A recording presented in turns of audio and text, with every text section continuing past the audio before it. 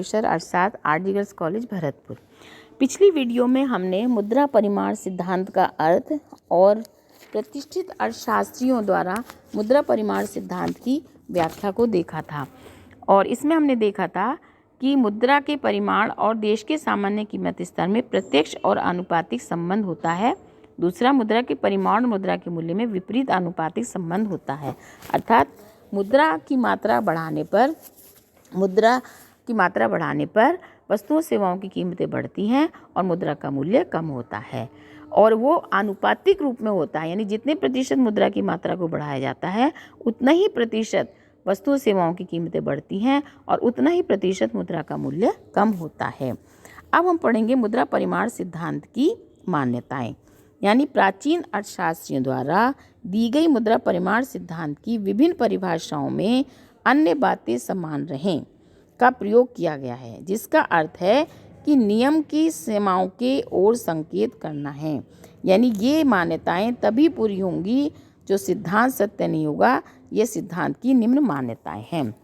अब हम इस सिद्धांत की मान्यताओं के बारे में पढ़ेंगे, अर्थात इन मान्यताओं के आधार पर ही यह सिद्धांत प्रतिपादित किया गया है।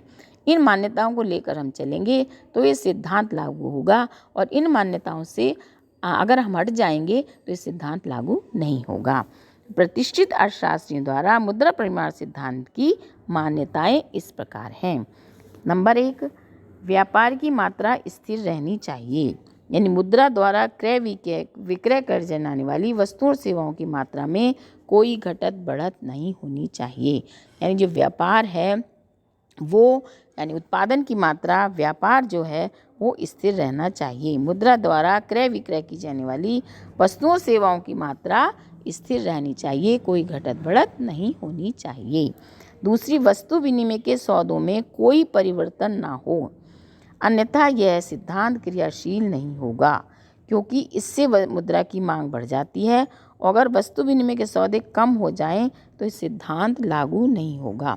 अगर मान लीजिए वस्तु विनिमय के सौदे कम हो जाएं तो ये सिद्धांत लागू नहीं होगा।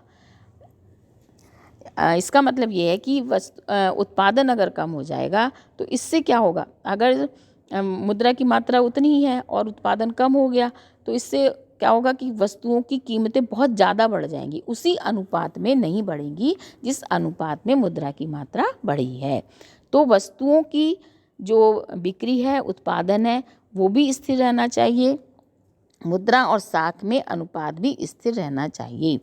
आप देखिए, मुद्रा और साख मुद्रा, दो तरह की मुद्रा होती है अर्थव्यवस्था में, साख मुद्रा और पत्र मुद्रा। तो साख मुद्रा और मुद्रा, वैधानिक मुद्रा, दोनों का जो अनुपात है वो भी स्थिर निश्चित होना चाहिए। ये नहीं कि साख मुद्रा की मात्रा बढ़ जाए जिससे लोग उधार ज़्यादा लेने लगेंगे तो मुद्रा की मात्रा कम रह जाएगी। तो इसलिए साख मुद्रा और मुद्रा का अनुपात भी स्थिर रहना चाहिए। मुद्रा की चलन गति स्थिर रहे, मुद्रा का चलन वेग को प्रभावित करने वाले तत्वों को भी स्थिर रखना है, स्थिर रहें, मुद्रा का चलन वेग भी स्थिर रहना है। साख मुद्रा की मात्रा अपरिवर्तित रहे, साख की मात्रा में घटत बढ़त हुई तो ये नियम लागू नहीं होगा। इसके अलावा उत्पादन, विनिमय, जनसंख्या, बचत, उधार प्रवृत्ति, मुद्रा की तरल रूप में रखने की प्रवृत्ति, ये सभी मान्यताएं भी स्थिर रहनी चाहिए, तभी ये सिद्धांत लागू होगा। अब इसके बाद हम देखते हैं कि ये सिद्धांत की समीकरण, यानी मुद्रा परिमाण सिद्धांत की समीकरण, जैसे कि आप इसके चित्र में ही देख रहे हैं कि मौद्रिक व्यय बराबर व्यवसाय की भौतिक मात्रा गुणा औसत मूल्य, यानी M बराबर TP। तो सबसे पहले मुद्रा परिमाण की जो इक्वेशन दी गई वो ये दी गई M बराबर TP।